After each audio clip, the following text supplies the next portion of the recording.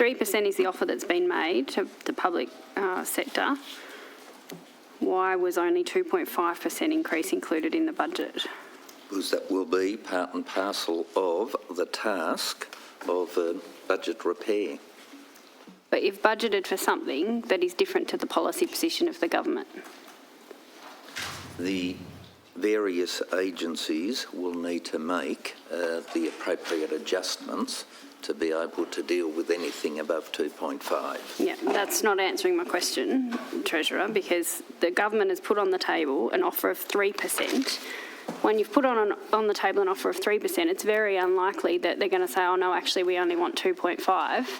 But what you've put in the budget provides for a 2.5% increase only. So how do you explain that that's genuine budgeting? Because of the need for budget repair in the various agencies and departments. But that's not a genuine way of asking them to do that. But by saying we're going to offer 3%, but budgeting only for a 2.5% increase, that's not asking agencies to find a saving. Sure, Treasurer, if I could, you could achieve that saving by not, as I described, through a process if you haven't got your establishment fully funded in one time, but also through efficiency by employing less people. So you can have a 3% increase as an agency that is delivered by having increased efficiency that requires you to employ less people. Which impacts on your service delivery, obviously. That's the point, I think. When all the departments have needed a budget supplementary appropriation, or a lot of them have in past years anyway, it's not a realistic expectation.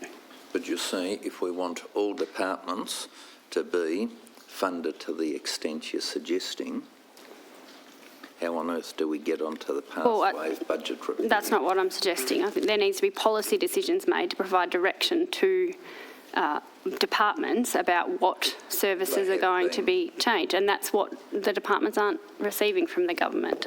I haven't heard any from you about that direction. All the departments have received in March of this year, was it not, from the Premier about recruitment, that there should be a freeze on non-essentials, and regrettably the number has still increased, and so there will be a lot stronger But it's one thing to say, one thing for the government to say you need to cut staff, but if I'm in a department, I'd be saying, well, what do you want me not to do then? That's a policy decision for the government, and that's what we're seeing a total absence of. So what policy decisions are you making to give that direction to agencies as to what you want them to stop doing? And it is those discussions that are taking place as we speak in anticipation of the May budget, and I'll have more to say when we into the May budget. But in the meantime, they've just got to cut staff. We are working towards that, and yes, they will. The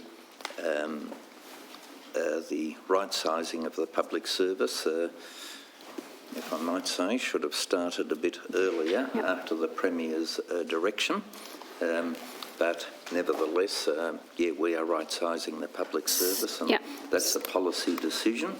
And given that it takes up so much of our expenditure, it's only right and proper that that be looked at, and each agency and department will need to see how they can deal with that. But effectively what the government is allowing is for the public service to make the policy decisions about what they stop doing, because the government is not providing that direction. So the public service is being allowed to make those decisions. No. What we will be doing is discussing these matters with the public service, and each individual minister will undoubtedly be in discussions with their secretary or agency head to determine the right sizing and how that might be undertaken. And once that is done, that will then ultimately come up to Cabinet for a Cabinet decision.